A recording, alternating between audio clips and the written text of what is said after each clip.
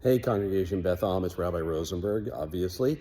And even though Purim is now over, our sanctuary is still a little bit of a mess from it. So I think that gives me the opportunity to offer one last Purim teaching. And I wanted to because it's something that happened on Purim. One of our members, one of our most involved members, came up to me afterwards and said she admitted that she had a little bit of a concern. It's not the right word, but she was a little uncomfortable with our Purim service. Every year, if you haven't been here, every year for Purim, we run a short service where we just completely mock the service, right?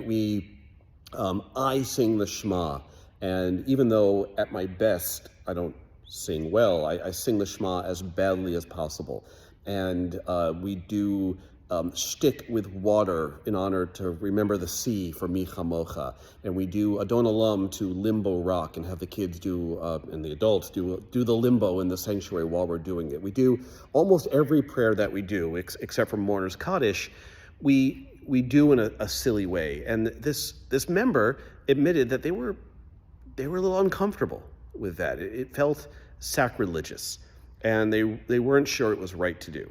And what I tried to assure them is that it is right to do because it's sacrilegious. And here's the idea, I think, I learned from some of my teachers. Most of the time when we're doing religious stuff, we treat it really seriously, as we should. We are coming together as a community to try and create a kihila kedosha, a sacred community. We're trying to use our togetherness to elevate ourselves. We're trying to feel closer to God in some way. That's what we're trying to do in religion. And it's sacred, and it's in some ways the most exalted thing any person can do. At the same time, it's also kind of silly, right? I mean, we're people. We're hairless monkeys who are making some ancient sounds because maybe God is listening in some way.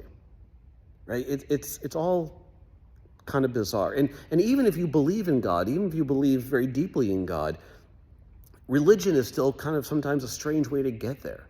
Right? These are words that were created mostly by men thousands of years ago, and we're still reciting them. And there's something a bit awkward about the whole thing. And it's important to remember that. Right? It's the balance. Most of the year, we treat our religion as if it is the most sacred thing in the world. Once a year, we kind of make fun of it to remember that it's just something that people do to try and get somewhere. It's just religion. It's trying to keep that balance of remembering that this is so important and so sacred and so meaningful. And it's also kind of ridiculous at the same time.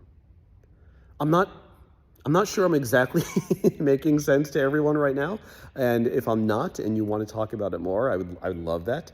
But hopefully you were here for Purim, and if you're not, you'll come next year, and you'll see how much joy there is in making fun of ourselves.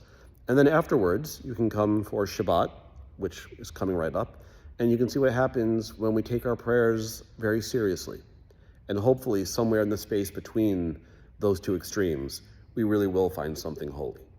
So a belated Chag Purim Sameach, a happy Purim, and an early Shabbat Shalom to everyone.